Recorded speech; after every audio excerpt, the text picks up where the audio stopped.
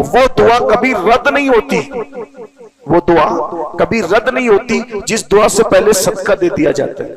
अल्लाह के रसूल सल्लल्लाहु अलैहि वसल्लम फरमाते हैं, अपने बीमारों का इलाज सदके की वजह से किया करो। बड़ी बड़ी बीमारियां सदकों की बरकत से टल जाती है। बड़ी बड़ी मुसीबतें दरवाजे पे फकीर आए तो कोशिश किया करो कि अपने बच्चों के हाथ से दिया, जो सीधे हाथ से सदका दे और उल्टे हाथ को खबर ना होने दे। अल्लाह ऐसे बंदे को बुरी मौत से महफूज।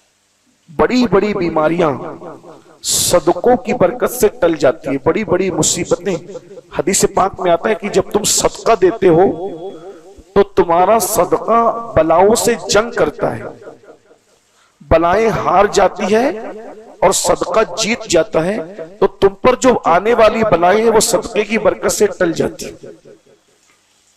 अल्लाह के रसूल सल्लल्लाहु अलैहि वसल्लम फरमाते हैं, अपने बीमारों का इलाज सदके की वजह से किया करो। यानी अगर कोई किसी को डॉक्टर ने कह दिया कि भाई इसको बड़ी बीमारी का डर है, जरा चेकअप कराना पड़ेगा और सोनोग्राफी कराना है, ये कराना है, वो कराना है, आप जाने से पहले सदका निकाल कर देखें, फिर उसकी बरकत दें।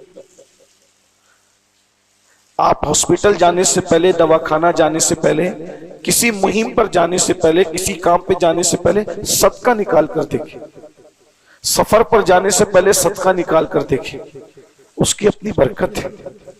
और ये बुजुर्गों का तरीका था, सफर पे जाने से पहले, किसी नेक काम करने से पहले, हत्ता के पहले, अभी भी कुछ है लेकिन पहले, ये जो लोग मस्जिद के दरवाजे पे बैठते ना भीख मांगने के लिए, तो लोग मस्जिद के दरवाजे पे भीख मांगने क्यों बैठते?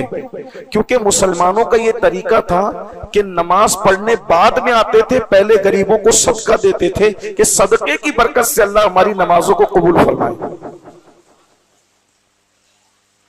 अब तो लोग देते भी नहीं, इसलिए लोग बैठते भी नहीं, ये बहुत कम बैठते हैं, लोग आते हुए देते थे। इसी तरह वो दुआ कभी रद्द नहीं होती, वो दुआ कभी रद्द नहीं होती जिस दुआ से पहले सदका दे दिया जाता है।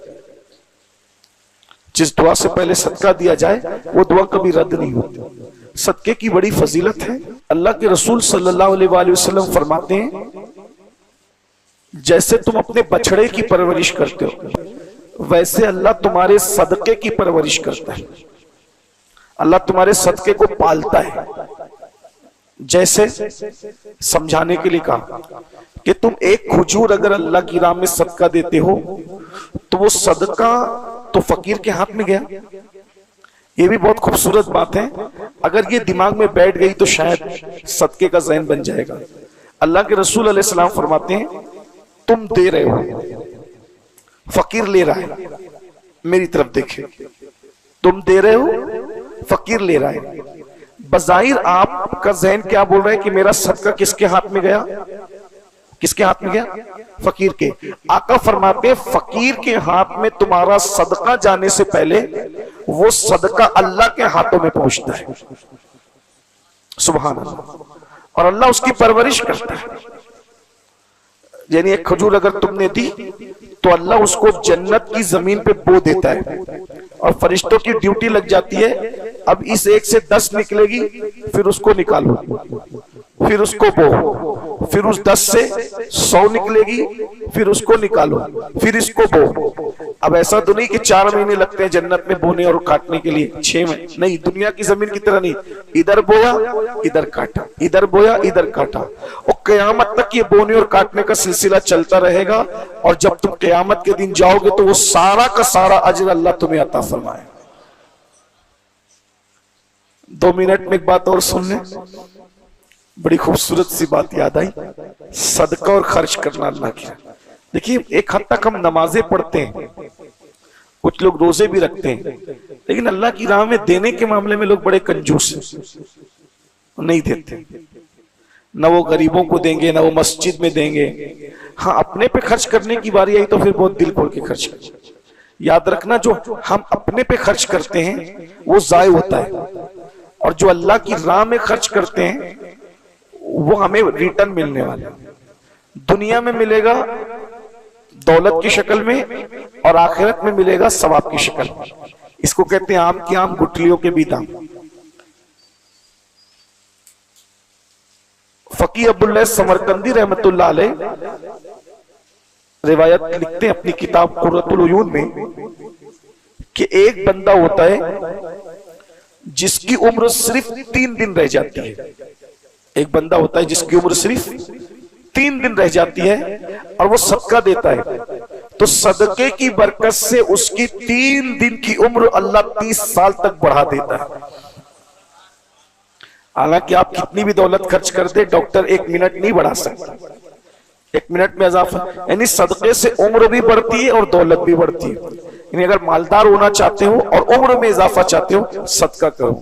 कहते हैं कि हजरत सुलेमान अलैहिस्सलाम के जमाने में एक मियां बीवी आए और उन्होंने कहा कि हम लोग बहुत मुसीबत में, बहुत तकलीफ में, तो आप कुछ दुआ करें। तो सुलेमान अलैहिस्सलाम ने दुआ की तो अल्लाह पाक ने इरशाद फरमाया कि इनसे कहो कि इनकी जिंदगी के आधे दिन गुर्बत, तंगदस्ती और मुसीबत में है और इनकी जिंदगी के आधे दिन मालदारी और खुशहाली में है। ये परेशान हो गए गुर्बत से, तो इनसे पूछो कि ये पहले खुशहाली चाहते हैं या पहले गुर्बत चाहते हैं। आज आपने दुआ की तो मैं जो है वो आपकी दुआ की बरकत से मैं इन पर इख्तियार के दरवाजे खोलता हूं कि ये जैसे चाहें। तो अब चूंकि आदमी लालची होता है तो इन लोगों ने कहा कि पहले हमें दौलत दे दो, फिर बाद में गुर्बत और तंगदस्ती के मामले को देखें। तो दूसरे दिन से इनके यहाँ दौलत आनी शुरू हो गई। दौलत आई तो मियां बीवी ने सोचा इतनी दौलत करेंगे क्या भाई, अगर संभाल के रखें तो भी 5 साल के बाद गुर्बत आनी है और खर्चा करें तो भी 5 साल के बाद गुर्बत आनी है। तो जब 5 साल के बाद गुर्बत आनी ही है तो क्यों नहीं हम इसको खर्चा कर करके दूसरों का भला कर दें। जब अल्लाह ने वादा किया है कि 5 साल तक दौलत दूंगा तो एक खर्चा करो या 1 करोड़ खर्चा करो, 5 साल तक तो वो देता ही रहेगा, और नहीं भी खर्चा करे तो 5 साल तक देगा, खर्चा करे तो भी। तो इन लोगों ने क्या किया, लोगों में बांटना शुरू किया, बहुत बांटा बहुत बांटा बहुत बांटा। 5 साल भी गुजर गए, 6 साल भी गुजर गए, 10 साल भी गुजर गए, 15 साल भी। हज़रत सुलेमान अलैहिस्सलाम उधर से गुजरे तो देखा कि खूब देगे चढ़ी हुई है, खाना खिलाया जा रहा है, बांटा जा रहा है, ये हो रहा है वो हो रहा है। तो ये सब कौन करता है? बोले वो फुला फुला वो लोग करते हैं। अल्लाह से इसकी मौला इनकी तो 5 साल के लिए ये थी, 5 साल से ज्यादा गुजर गया। तो अल्लाह ने फरमाया ऐ मेरे पैगंबर, जब मैंने इनको देना शुरू किया तो इन्होंने मेरी राह में खर्च करना शुरू किया, तो जब ये मेरे बंदों पे खर्च करने लगे तो फिर मैंने भी अपने करम से अपने ऊपर लाजिम कर लिया कि जब ये बंदे होकर मेरे बंदों पे खर्च करते हैं तो मैं इनसे अपना हाथ कैसे रोक लूं। ये मेरे बंदों को देते जा रहे हैं, मैं इनको देता जा रहा हूं। ये अपनी हैसियत के मुताबिक मेरे बंदों को देते, मैं अपनी शान के मुताबिक इनको अता करता। ये चीज है। वमिम्मा रज़क़नाहुम युनफ़िक़ून, अल्लाह की राह में, अल्लाह की दिए से खर्च करने वाले। अपने बच्चों का जहन बनाओ, छोटे छोटे बच्चों का, कि उनको जो खर्च मिलता है उसमें से भी वो कुछ न कुछ फकीरों को, मिस्कीनों को दिया करें। और जब कोई दरवाजे पे फकीर आए तो कोशिश किया करो कि अपने बच्चों के हाथ से दिया करो, ताकि बच्चों को आदत पड़े बचपने से कि अल्लाह की राह में दिया जाता है। ये माहौल हमारे यहाँ से खत्म होता जा रहा है। इस भूले हुए सबक को हमें फिर से जिंदा करना है। गरीबों में, मिस्कीनों में, मोहताजों में, मस्जिदों में, मदरसों में खर्च करने का रिवाज डालिए, फिर उसकी बरकत देखिए। सदके की बरकत से यहाँ भी आफियत है, सदके की बरकत से वहाँ भी आफियत है। एक हदीस जो बुखारी शरीफ में है, जो सीधे हाथ से सदका दे और उल्टे हाथ को खबर ना होने दे, अल्लाह ऐसे बंदे को बुरी मौत से महफूज रखेगा। अल्लाह ताला हम सबको